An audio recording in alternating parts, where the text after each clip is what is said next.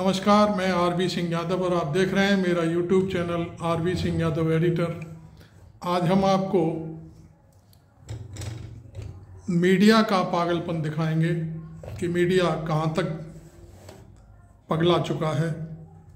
उसे यही नहीं पता कि वो कर क्या रहा है और इसी के तहत मीडिया ने अपनी गाड़ियों को रंग लिया है, राम का मंदिर छपवा लिया है। उसे यही नहीं पता कि देश में और भी बहुत सारे काम हैं, बहुत सारी चीज़ें हैं जिनमें लोग ठंड में मर रहे हैं, लोग भूखे हैं, लोग आत्महत्या कर रहे हैं और जाने क्या क्या कर रहे हैं। लेकिन सिर्फ और सिर्फ इस तरह मीडिया अपने आप को पूरी तरह से राम के वेश में दिखाई दे रहा है कि वही राम है, उसी ने मंदिर बनवाया है। बीजेपी ने तो कुछ किया ही नहीं है, केवल मीडिया ने मंदिर बनवाया है। और ऐसा एक नहीं, बहुत सारी गाड़ियां वहाँ घूम रही हैं जिस पर जाने क्या क्या लिखा हुआ है। हम तो देख भी नहीं पा रहे, पढ़ भी नहीं पा रहे, क्योंकि हम उसको देखते नहीं है। लेकिन भाई रवीश कुमार ने आज इस बात पर एनालिसिस किया है, इसलिए हम आप रवीश कुमार के साथ, जो भारत के जाने माने पत्रकार हैं, उसको दिखाएंगे। आप देखिए मेरे साथ रवीश कुमार को।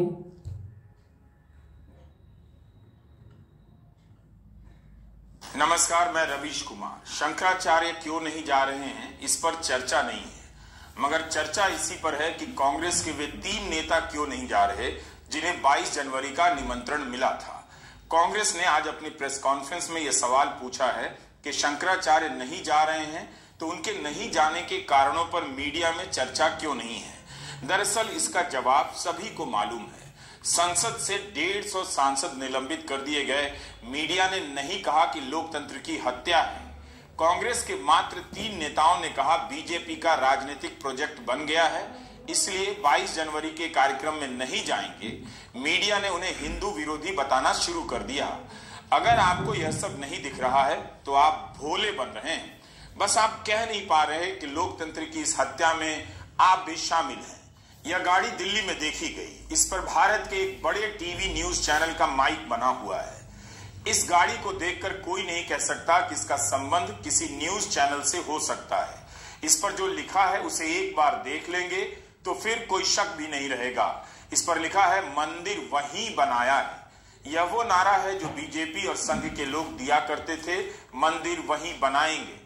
इस नारे में एक भाव यह भी था कि बाबरी मस्जिद को गिराकर बनाएंगे।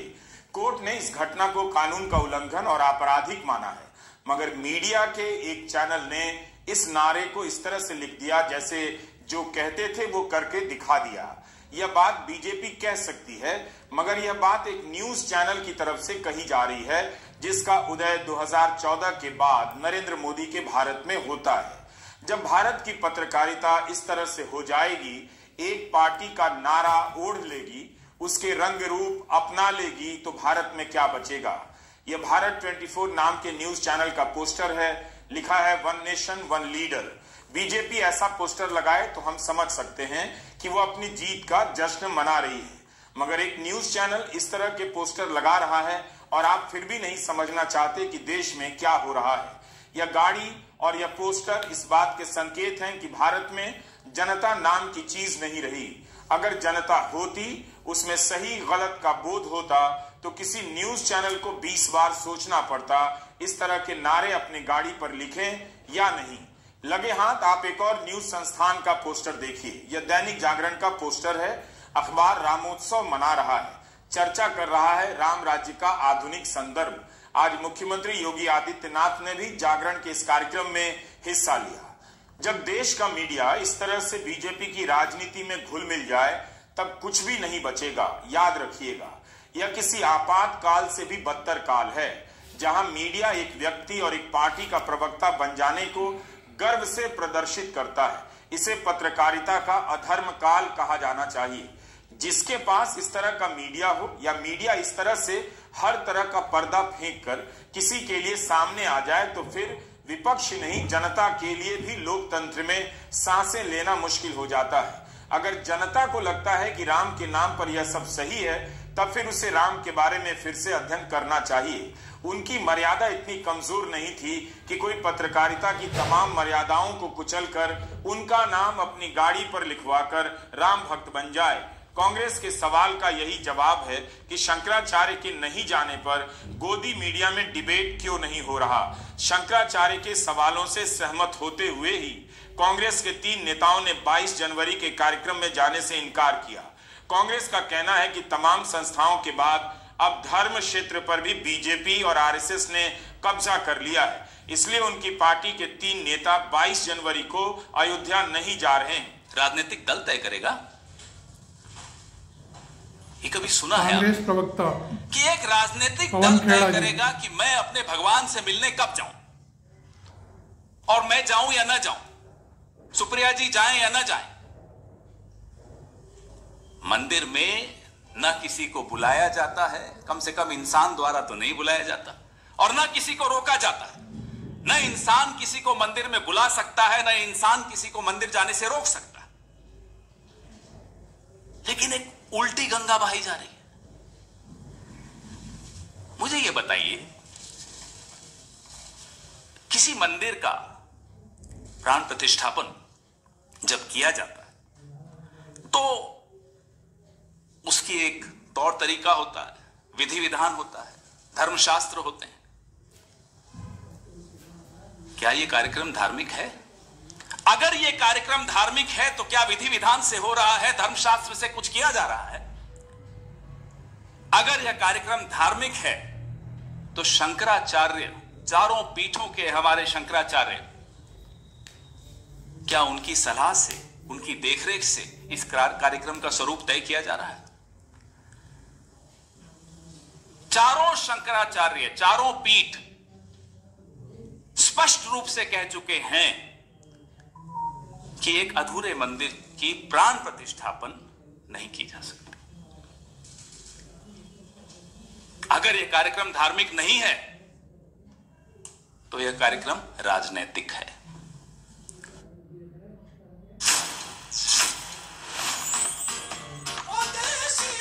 राजनीतिक दल अभी यहां आने से 5 मिनट पहले एक प्रवक्ता उनका ट्वीट करता है बीजेपी का पूरा फुल फॉर्म, जिसको जोड़ता है सीधा सीधा उस दिन 22 तारीख से।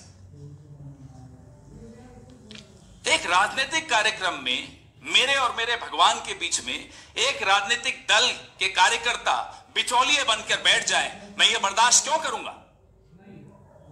I do not need a middleman between me and my God. इससे ज्यादा बड़ा पाप नहीं हो सकता।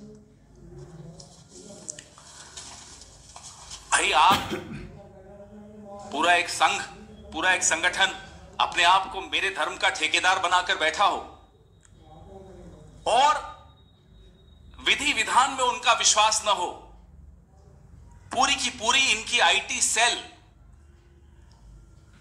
चारों पीठों के शंकराचार्यों के खिलाफ एक मुहिम छेड़कर बैठी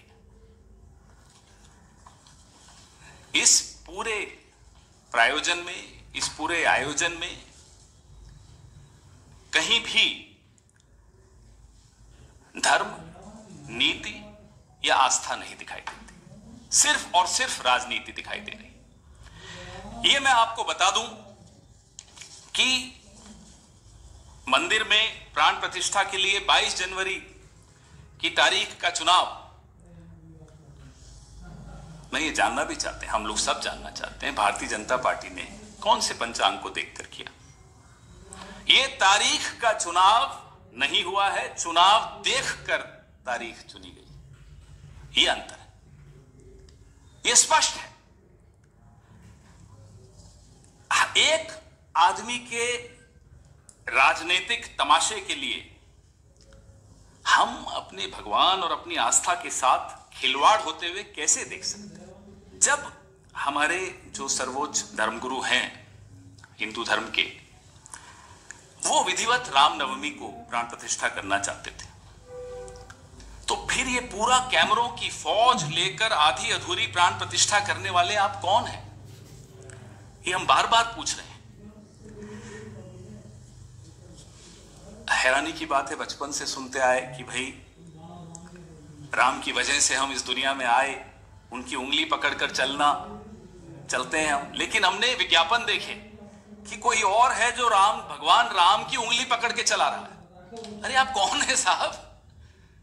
इतना बड़ा कद हो गया आपका कि आप भगवान से ऊपर हैं, आप शंकराचार्य से ऊपर हैं, आप हिंदू धर्म से ऊपर हैं।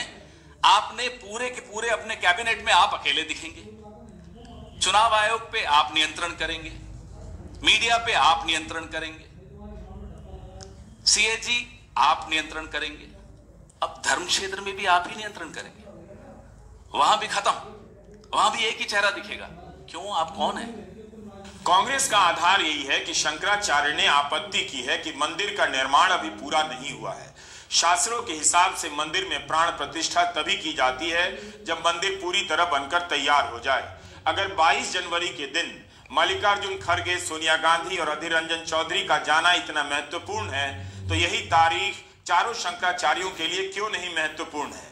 प्रधानमंत्री मोदी या चंपत राय या मोहन भागवत शंकराचार्यों के उठाए सवालों पर क्यों नहीं बोलते हैं? शंकराचार्यों से क्यों नहीं संवाद करते हैं?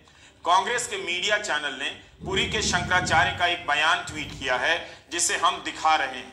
राम मंदिर का आमंत्रण मिला, कोई आया था कि आप एक व्यक्ति को लेकर जा सकते, मुझे क्या जरूरत है जाके प्रधानमंत्री को हाथ जोड़ने की जरूरत क्या है? वहाँ जाकर शंकराचार्य का क्या स्थान होगा? अगर मैं पहुंच ही जाऊंगा तो मोदी जी का क्या स्थान होगा? विचार नहीं तो ये समझ गए। मैं पहुंच जाऊंगा तो मोदी जी का क्या स्थान होगा, या मोदी जी का स्थान होगा तो शंकराचार्य को क्या देंगे? ऐसे ऐसे कर लेंगे और मुझे क्या जरूरत है? जब आप 22 को जाएंगे अयोध्या, 22 तारीख को अयोध्या जाएंगे जनवरी। मैंने कह दिया नहीं जाऊंगा, मेरा कार्यक्रम पहले से बना हुआ। अयोध्या से मुझे परहेज नहीं है, राम जी से मुझे परहेज नहीं है, समझ गए ना। अयोध्या में जाता रहता हूँ लेकिन उस उत्सव में मेरा सम्मिलित होना उचित भी नहीं। अगर यही बात शंकराचार्य ने सोनिया गांधी के बारे में कह दी होती तो गोदी मीडिया उनके बयान को लेकर पूरे देश में बवाल मचा देता, शंकराचार्य की कस्में खा खाकर उनके अपमान का बदला लेने का आह्वान करता। लेकिन शंकराचार्य ने मोदी पर सवाल उठा दिया है तो गोदी मीडिया ने खबरों से शंकराचार्य को ही गायब कर दिया है। प्रधानमंत्री मोदी की शंकराचार्यों के साथ कई तस्वीरें आपको मिल जाएंगी। जाहिर है शंकराचार्यों को उनकी उपस्थिति से कोई समस्या नहीं है, मगर जिस तरह से कार्यक्रम की रूपरेखा तय की गई है उसे लेकर सवाल पूछ रहे हैं कि उनकी जगह कहां है। क्या ऐसा हो सकता है कि प्राण प्रतिष्ठा के बाद पर्दा हटे और देश पहली बार मूर्ति का दर्शन करेगा तब शंकराचार्य बाहर खड़े हों? जब यह सब तय हो रहा था कि गर्भगृह में कौन कौन खड़ा होगा तब शंकराचार्य के लिए जगह क्यों नहीं मिली? दैनिक भास्कर की यह खबर देखिए, इसमें लिखा है कि एक आचार्य और प्रधानमंत्री सहित 5 लोग गर्भगृह में होंगे। प्राण प्रतिष्ठा के वक्त जब मूर्ति की आंखों से पट्टी हटाई जाएगी उस वक्त गर्भगृह में प्रधानमंत्री नरेंद्र मोदी दाईं ओर मूर्ति के पीछे खड़े होंगे। गर्भगृह में मोहन भागवत, मुख्यमंत्री योगी आदित्यनाथ, राज्यपाल आनंदीबेन होंगी। इसके अलावा एक आचार्य भी। अब आप गौर कीजिए, यह सब कैमरे के हिसाब से नहीं किया गया तो किस हिसाब से किया गया है? जैसे ही पर्दा हटेगा कैमरा मूर्ति पर फोकस करेगा, मूर्ति के साथ साथ फ्रेम में प्रधानमंत्री भी होंगे, यानी इसी जगह की पहली तस्वीर में प्रधानमंत्री मोदी हमेशा के लिए छप जाएंगे। सूत्रों के हिसाब से अखबार में यह भी छपा है कि सारे वैदिक कार्य प्रधानमंत्री करेंगे। तब वाकई शंकराचार्य क्या करेंगे? किसी संत या धर्म गुरु की इस प्रक्रिया में क्या भूमिका रह जाती है? कायदे से तो आपत्ति राष्ट्रपति को भी करनी चाहिए, पूछना चाहिए कि निमंत्रण पत्र में प्रधानमंत्री के बाद मोहन भागवत का नाम है, क्या मोहन भागवत को संवैधानिक पद दे दिया गया है? अगर यह कार्यक्रम राष्ट्रीय एकता का है, राम राष्ट्रीय एकता के प्रतीक हैं, तब फिर राष्ट्र प्रमुख भारत की पहली आदिवासी महिला राष्ट्रपति वहां पर क्यों नहीं है? गोदी मीडिया का एंकर चीख चीख कर सोनिया गांधी और राहुल गांधी का फोटो लगाकर उन्हें हिंदू विरोधी बता रहा है। बिजली की गति से इस तरह के वीडियो हाउसिंग सोसाइटी में ठेले जा रहे हैं उनके व्हाट्सएप ग्रुप में। उसी हाउसिंग सोसाइटी के व्हाट्सएप ग्रुप में आप मेरे वीडियो भी ठेल कर दिखाइए, लोग आप पर झपट पड़ेंगे। यही राजनीतिक समाज बीजेपी ने 10 साल में बनाया है, जिसमें सूचना किसके हवाले से आएगी उस पर पूरा नियंत्रण हो चुका है, और कौन सी सूचना लोगों तक पहुंचेगी इस पर भी बीजेपी का नियंत्रण है और उसके समर्थकों का। कांग्रेस के लिए असंभव होगा कि उसकी ये प्रेस कॉन्फ्रेंस लोगों तक पहुंच जाए।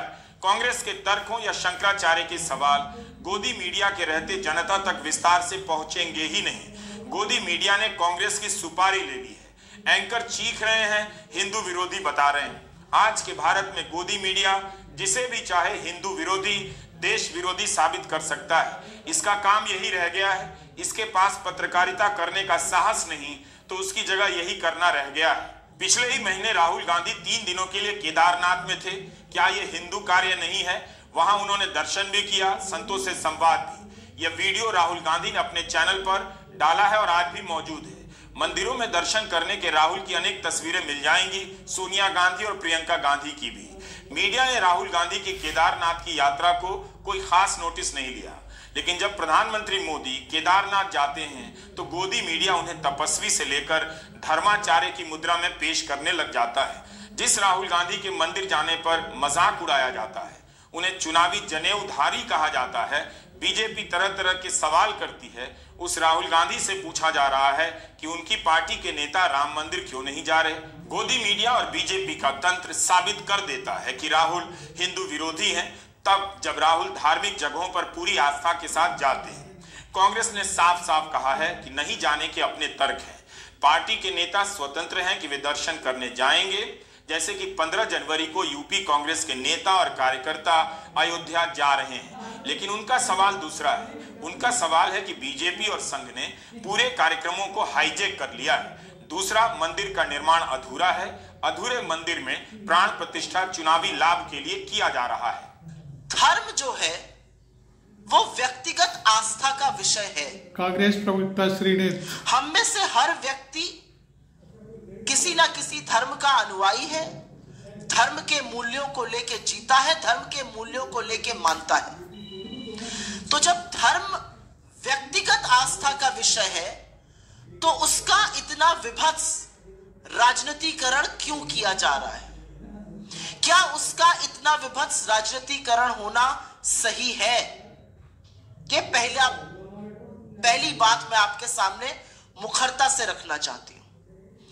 दूसरी जरूरी बात, धार्मिक अनुष्ठानों का काम, धार्मिक अनुष्ठानों को करने की विधि, धार्मिक अनुष्ठानों को करने का तरीका, धार्मिक लोग जो संबंधित हैं, जो इसको करते हैं, उन पर छोड़ देना चाहिए। और ये सिर्फ मैं नहीं कह रही हूं, या सिर्फ हम नहीं कह रहे हैं, या ये तमाम लोग देश में नहीं कह रहे हैं। यही कहना इस देश के 4 शंकराचार्यों का है। बहुत लोग जो आक्रोश हैं, जो आहत हैं, जो लगातार शोध कर रहे हैं, आपका कहां था यह आक्रोश? आप क्यों नहीं आहत हुए जब हिंदू धर्म के सर्वोच्च 4 ज्ञानी जिनको बोला जाता है, जो 4 शंकराचार्य हैं, जब उन्होंने निर्णय लिया कि वो अयोध्या नहीं जाएंगे? यह आक्रोश क्यों नहीं आया? ये आहत क्यों नहीं हुए? वो धर्मभीरू कहां थे? ये मैं जानना चाहती हूं। शंकराचार्यों का अपमान या उनको ना बुलाने का जो गलत तरीका था, इस पर क्यों नहीं लोग आक्रोशित हो रहे?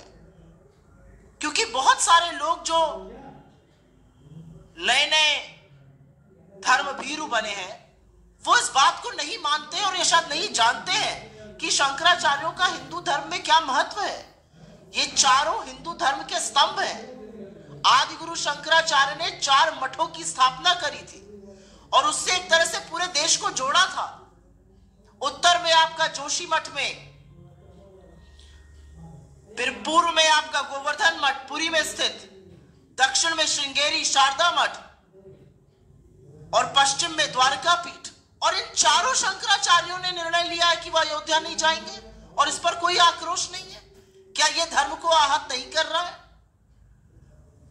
धार्मिक चीजों में, धार्मिक अनुष्ठानों में, धार्मिक परंपराओं में, सनातन संस्कृति में राजनीति करना सर्वथा गलत है। हम कहां जाने से मना कर रहे हैं? हम 22 तारीख को, और यह बात हमारे अध्यक्ष ने कही है, हम 22 तारीख को जो अयोध्या में मोदी जी के नाक के नीचे मोदी जी की प्रेजेंस और आरएसएस संघ के प्रमुख की प्रेजेंस में हो रहा है, उसमें नहीं जा रहे, जहां हमारे शंकराचार्य नहीं जा रहे। हम जो विभत्स राजनीति की जा रही है उसका हिस्सा नहीं बनना चाहते हैं। विपक्ष का गला घोंट दिया गया है और यह काम गोदी मीडिया ने किया है। आप चीखते रहें, चिल्लाते रहें कि शंकराचार्य के सवालों पर चुप्पी क्यों है, यह सवाल गोदी मीडिया का मुख्य सवाल कभी नहीं बनेगा। भाजपा प्रवक्ता सुधांशु त्रिवेदी ने एक ट्वीट किया है, इस ट्वीट को आप भी देखिए। इसमें लिखा है, जो नहीं राम के वे नहीं किसी काम के। इसमें राहुल गांधी को स्कल कैप में दिखाया गया है, जिसे मुसलमान नमाज के वक्त पहनते हैं। सोनिया गांधी की तस्वीर है, मगर एक तस्वीर नहीं है मल्लिकार्जुन खड़गे की। वे भी तो कांग्रेस के अध्यक्ष हैं और नहीं जा रहे। बीजेपी खड़गे की तस्वीर लगाकर हमला नहीं करती है, खड़गे को अक्सर छोड़ देती है, क्योंकि उसे पता है खड़गे पर यह सब लेबल चिपकाना आसान नहीं होगा। यह भी सही है कि आईटी सेल के व्यापक प्रसार और गोदी मीडिया के कारण घर घर बीजेपी की ही बात पहुंचेगी, कांग्रेस का पक्ष कभी नहीं पहुंचेगा। बीजेपी इस सवाल का जवाब किसी पोस्टर में क्यों नहीं देती कि मंदिर का निर्माण अभी आधा अधूरा है तो प्राण प्रतिष्ठा क्यों हो रही है। हमारे कुछ साथी मीडिया के बड़े चिंतित हैं, पिछले 48 घंटे से बहुत चिंतित हैं और हमलावर है हम पर कि साहब ऐसा निर्णय ले लिया कांग्रेस ने, 2024 में नुकसान करा दिया। तो मानते हो ना कि ये नफा नुकसान चुनाव का देखा जा रहा है, मानते हो ना। कांग्रेस को क्या करना है क्या नहीं करना कांग्रेस को कर रही है, आप लोग अपना काम नहीं कर रहे। आप लोग जो हमारे धर्मगुरु हैं उनको अपना काम नहीं करने दे रहे। तो आप अपनी चिंता कीजिए, हमारी चिंता मत कीजिए। शंकराचार्यों को नाराज करके सरसंघचालक जाएंगे, वहां बैठेंगे, वो प्राण प्रतिष्ठापन उनकी देखरेख में प्रधानमंत्री जी करेंगे। ये कौन सा आयोजन है?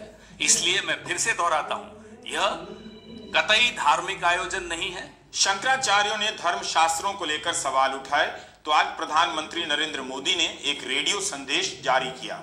वे भी धर्म शास्त्र की बात कर रहे हैं। कमाल का ही संयोग है, सवाल धर्म शास्त्र को लेकर हो रहे हैं तो धर्म शास्त्र को लेकर प्रधानमंत्री के रेडियो संदेश में इशारों में कुछ कहा जा रहा है। मेरे हिसाब से तो इसे शंकराचार्यों के दावों को भी चुनौती के रूप में देखा जाना चाहिए।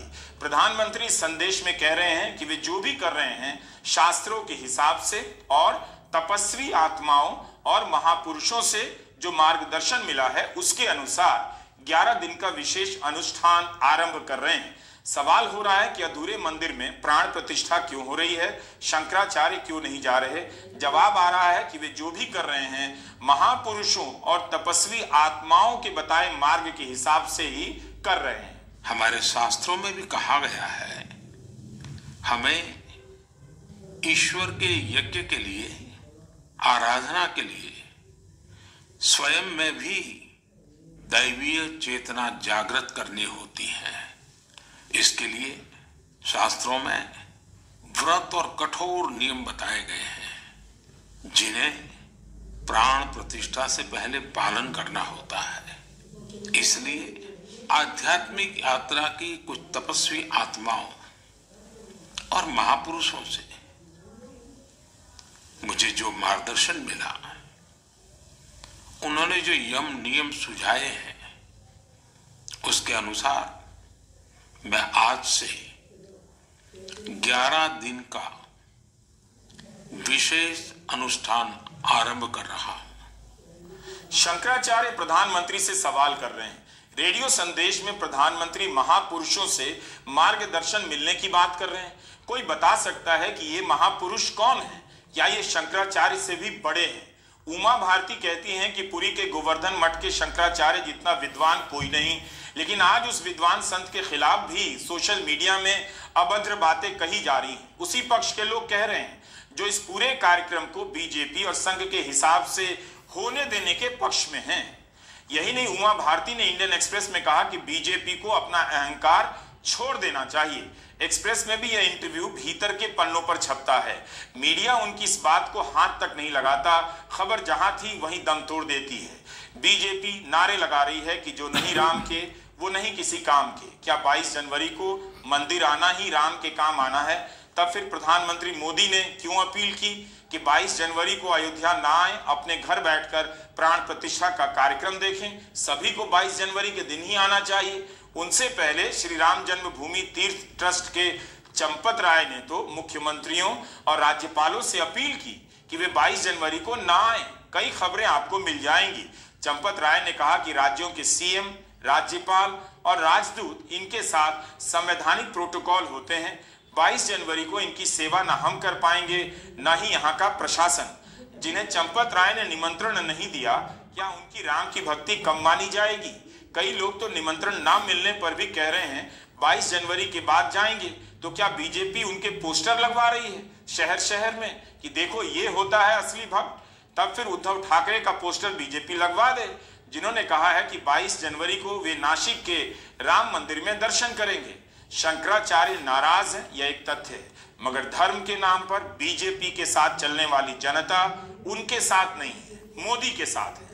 इस जनता को इससे कोई दिक्कत नहीं कि शंकराचार्यों को महत्व दिया जा रहा है या नहीं। इस जनता ने मोदी को ही धर्मगुरु से लेकर विश्व गुरु मान लिया है। कांग्रेस पार्टी शंकराचार्य की नाराजगी की लड़ाई नहीं लड़ सकती, ना लड़े तो बेहतर है। वक्त पड़ने पर शंकराचार्य भी मोदी के ही साथ जाएंगे। धर्म पर मोदी का यह नियंत्रण ही है कि वे शंकराचार्यों की नाराजगी को किनारे कर अयोध्या जा सकते हैं और उन्हें कुछ भी नहीं होगा राजनीतिक तौर पर। अगर कांग्रेस होती तो बीजेपी मजबूर कर देती कि कांग्रेस के प्रधानमंत्री चारों शंकराचार्यों से मिलने के लिए दौरा करें। हवा बनाने में बीजेपी का कोई मुकाबला नहीं। जनता को इससे भी फर्क नहीं पड़ता कि उस हवा की AQI 400 है या 20 है, यानी हवा साफ है या प्रदूषित है, किसी को फर्क नहीं पड़ता। 2019 तक जब अयोध्या मामले में कुछ नहीं हुआ, तब चारों शंकराचार्य कहने लगे कि शिलान्यास करेंगे। कुंभ के समय 21 फरवरी को अयोध्या जाने का कार्यक्रम घोषित कर दिया गया। मोदी सरकार कानून पास कर जमीन पर हक दिलाए, इस तरह की मांग होने लगी। तब जाकर मोदी सरकार सुप्रीम कोर्ट जाती है कि राम जन्मभूमि न्यास अपना दावा मांग रहा है। अक्टूबर 2019 में फैसला आया। भारत के लोकतंत्र से राजनीति खत्म हो चुकी है। ध्यान से सुनिए, भारत के लोकतंत्र से राजनीति खत्म हो चुकी है। ठीक उसी तरह से जैसे भारत के मीडिया से पत्रकारिता खत्म हो गई है। राजनीतिक दल हर वक्त धार्मिक दल के रूप में नजर आते हैं। जनता भी राजनीतिक दल को धर्म के आधार पर देखने लगी है। सारा का सारा लोकतांत्रिक बोध गुम हो गया है। जनवरी का पूरा महीना निकल गया राम का नाम जपने में। 3-4 महीने बाद लोकसभा के चुनाव होने हैं, लेकिन बीजेपी और गोदी मीडिया को राम मिल गए। उनके समर्थकों को यह सच पता है, लेकिन तीनों अपने अपने झूठ से भाग रहे हैं। गोदी मीडिया अपने झूठ से भाग रहा है, बीजेपी अपने झूठ से भाग रही है और उसके समर्थक अपने झूठ से। रास्ते में तीनों को राम मिल गए। राम किसी के भले ना काम आ सके, मगर इन तीनों के खूब काम आ रहे हैं। अगर ये राम के आभारी नहीं होंगे, राम के प्रभारी नहीं होंगे, तो कौन होगा? नमस्कार, मैं रवीश कुमार। थैंक यू रवीश भाई।